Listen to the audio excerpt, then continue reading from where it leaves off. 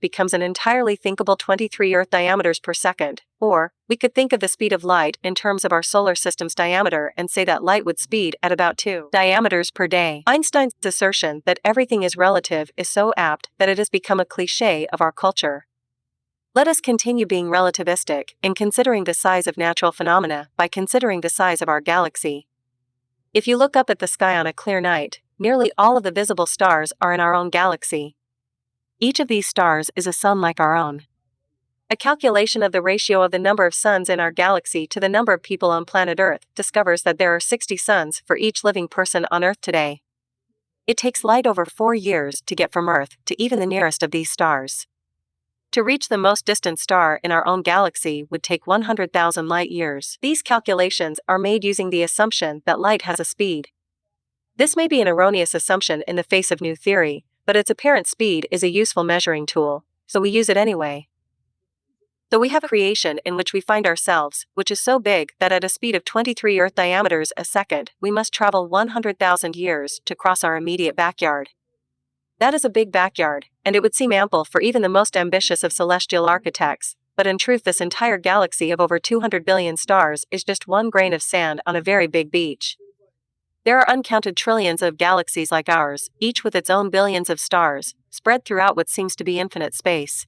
When you think of the mind-boggling expanse of our creation and the infantile state of our knowledge in relation to it, you begin to see the necessity for considering the strong probability that our present scientific approach to investigating these expanses is as primitive as the dugout canoe. The most perplexing problem of science has always been finding a satisfactory explanation of what is called action at a distance. In other words, everyone knows that if you drop something it will fall, but no one knows precisely why. Many people know that electric charges push or pull on each other even if separated in a vacuum, but again no one knows why. Although the phenomena are quite different, the equations which describe the force of interaction are quite similar. For gravitation, F equals gmmr2. For electrostatic interaction, F equals kqqr2. The attractive force between our planet and our sun is described by the gravitational equation. The attractive force between orbiting electrons and the atomic nucleus is described by the electrostatic interaction equation. Now each of these equations was determined experimentally. They are not apparently related in any way, and yet they both describe a situation in which attractive force falls off with the square of the distance of separation. A mathematical representation of an action at a distance effect is called a field, such as a gravitational or electric field. It was Albert Einstein's foremost hope to find a single relation which would express the effect of both electric and gravitational phenomena, in fact, a theory which would unify the whole of physics, a unified field theory. Einstein believed that this was a creation of total order and that all physical phenomena were evolved from a single source. This unified field theory, describing matter as pure field, has been accomplished now. It seems that the entire situation was analogous to the solution of a ponderously complex Chinese puzzle. If you can find that the right key turns among so many wrong ones, the puzzle easily falls apart. Dewey B. Larson found the solution to this problem, and the puzzle not only fell apart, but revealed an elegantly adequate unified field theory rich in practical results, and, like a good Chinese puzzle, the solution was not complex, just unexpected. Instead of assuming 5 dimensions, Larson assumed 6, and properly labeled them as the 3 dimensions of space and the 3 dimensions of time. He assumed that there is a 3-dimensional coordinate time analogous to our observed 3-dimensional space. The result of this approach is that one can now calculate from the basic postulate of Larson's theory any physical value within our physical universe, from subatomic to stellar. This long-sought-after unified field theory is different because we are accustomed to thinking of time as one-dimensional, as a stream moving in one direction. Yet once you get the hang of it, coordinate time is mathematically a more comfortable concept with which to deal. Professor Frank Meyer of the Department of Physics at the University of Wisconsin presently distributes a quarterly newsletter to scientists interested in Larson's new theory, which explores perplexing questions in physical theory using Larson's approach. I was interested in testing Larson's theory and made extensive calculations using his postulate. I became convinced that his theory is indeed a workable unified field theory. I had been pondering several interesting statements communicated through contactees by the alleged UFO source prior to discovering Larson's work in the early 60s. Although the people who had received these communications knew nothing of the problems of modern physics, they were getting information which apparently was quite central to physical theory. First, they suggested that the problem with our science was that it did not recognize enough dimensions. Second, they stated that light does not move, light is. Larson's theory posits 6 dimensions instead of the customary 4, and finds the pure field, which Einstein believed would represent matter, to move outward from all points in space at unit velocity, or the velocity of light. Photons are created due to a vibratory displacement in spacetime, the fabric of the field. Furthermore, the contactees were saying that consciousness creates vibration, this vibration being light. The vibratory displacements of spacetime in Larson's theory are the first physical manifestation, which is the photon or light. According to the UFO contactees, the UFOs lower their vibrations in order to enter our skies. The entire physical universe postulated by Larson is dependent on the rate of vibration and quantized rotations of the pure field of spacetime. The contactees were suggesting that time was not what we think it is. Larson suggests the same thing. The UFOs were said to move in time as we move in space. This would be entirely normal in Larson's time-space portion of the universe. Lastly, and perhaps most importantly, the contactees were receiving the message that the creation is simple, all one thing. Larson's theory is a mathematical statement of this unity.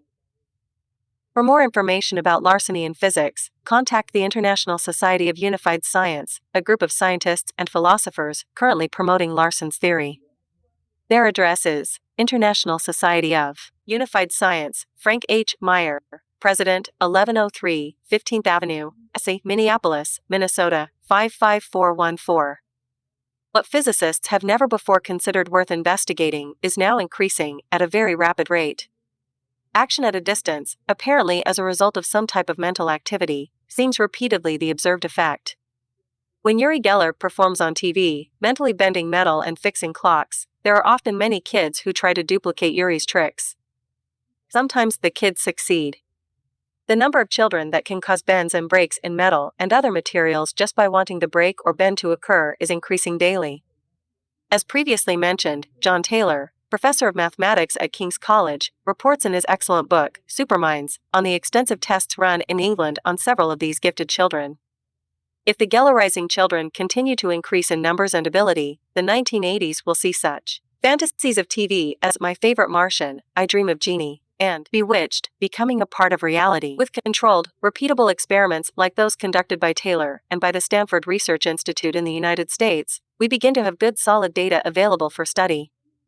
Gradually, we are moving into a position from which we can begin to create a science of magic, for that which has been called magic through the ages is now being performed at an ever-increasing rate, primarily by children.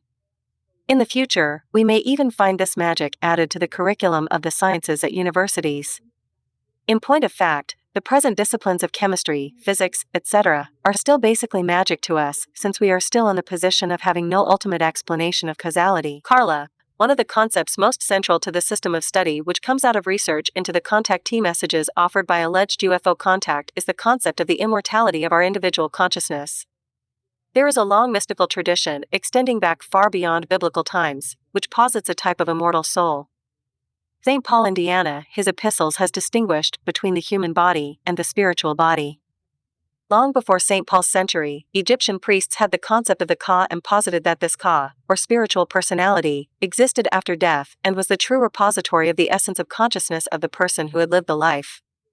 Egyptians, of course, made very elaborate arrangements for life after death. If life after death is posited as a probability, one may also posit life before birth. Any mother who has more than one child will testify to the undoubted fact that each child comes into his life or incarnation already equipped with a personality which cannot be explained by environment or heredity. After all the factors of both have been accounted for, there remains a unique personality with which the child seems to have been born.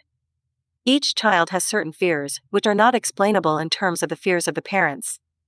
A child, for instance, may be terrified of a thunderstorm. The rest of the family may be perfectly comfortable during such a storm. Another child may be extraordinarily gifted at the playing of an instrument when neither parent nor any relative as far back as the parents can remember had musical ability. This brings us back to the serious consideration of reincarnation. According to the alleged UFO contact messages, reincarnation is one of the most important concepts to be grasped, for through it, the universe functions in order to advance the evolution of mankind. This evolution is seen to be not only physical but also metaphysical, not only of the body but also of the spirit, and incarnations are seen in this system of philosophy to be opportunities for an individual to continue his evolution through numerous and varied experiences. Although perhaps 2/3 of the world's population embraces, or is familiar with a religious system which posits reincarnation, those of us of the Judeo-Christian culture are not as familiar with this concept. Nevertheless, Don's early investigations seem to indicate that reincarnation was a probability and that incarnations contained situations, relationships, and lessons which were far more easily understood in the light of knowledge of previous incarnations. One succinct example of this relationship, which some are fond of calling karma, is that of a young boy who requests that his name not be used, who in this life had experienced such intense allergies to all living things that he could not cut the grass, smell the flowers, or, during the blooming season, spend much time at all outside. Under hypnotic regression, he experienced in detail a long life in England. He had been a solitary man whose nature was such as to avoid contact with any human being. He had inherited a fairly large estate and he spent his life upon it. His one pleasure was the very extensive garden that he maintained.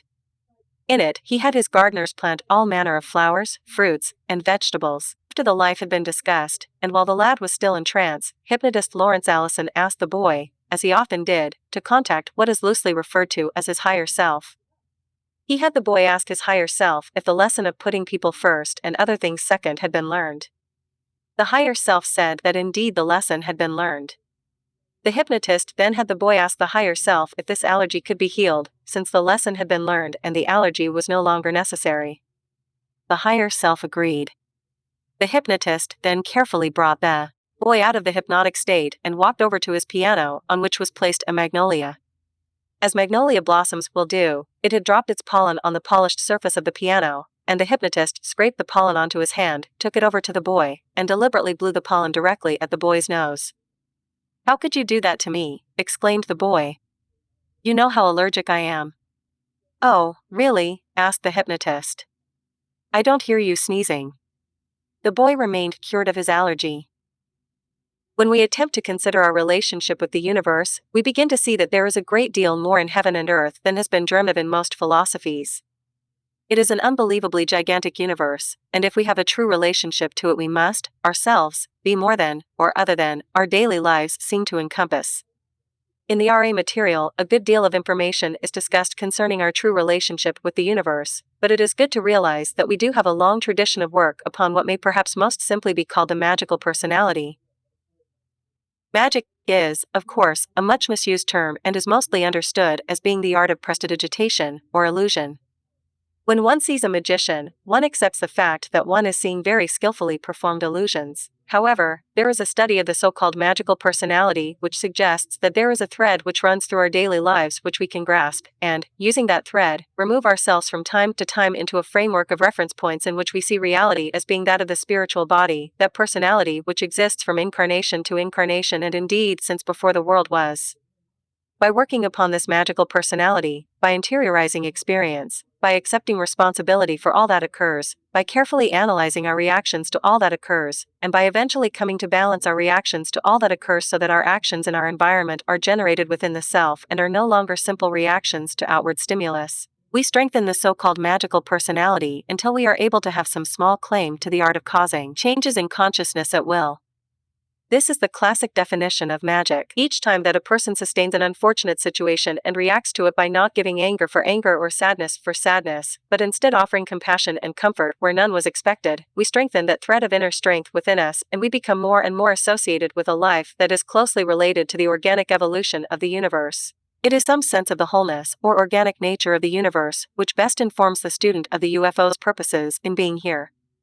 They have been here, by many accounts, for thousands of years, at least UFOs have been mentioned, along with many other strange sights, in the annals of all early histories, including the Bible. Modern-day interest in UFOs can probably be fairly accurately dated from Kenneth Arnold's historic sighting over Mt. Rainier in Washington. Another early and historic sighting, also by an extremely reliable witness, is coincidentally connected with Don Elkins, and so I would choose the Mantell case of January 7, 1948, instead of the Kenneth Arnold case of June 24, 1947, for discussion. Thomas Mantell had trained as a pilot and had flown missions in Africa, Europe, and, most notably, D-Day.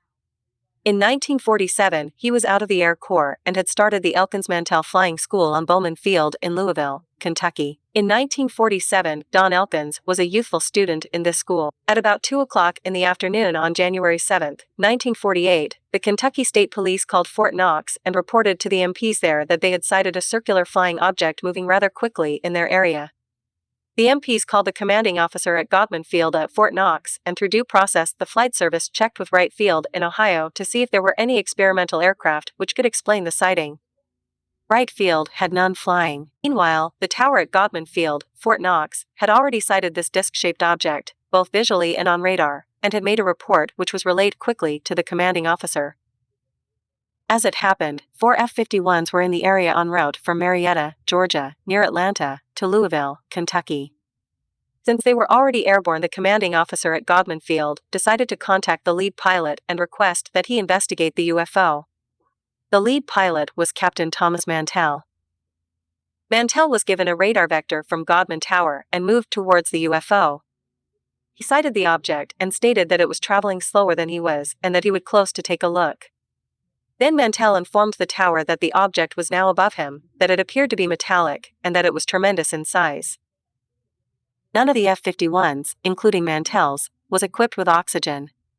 The other pilots leveled off at 15,000 feet. Mantell kept climbing. That was the last transmission from Captain Mantell. Minutes later, there was a telephone call stating that a plane had crashed. It was Captain Mantell's. His body lay near the wreckage, attempting to give you a sketchy introduction to the thousands and thousands of sightings like Captain Mantell's that involve irrefutably puzzling and concrete evidence of something highly strange occurring. There are many radar sightings of UFOs. There is one volume, published by the Center for UFO Studies in Evanston, Illinois, which deals solely with the numerous physical traces that UFOs have left behind, either by irradiating the soil, causing other changes in soil composition, or leaving impressions in the ground.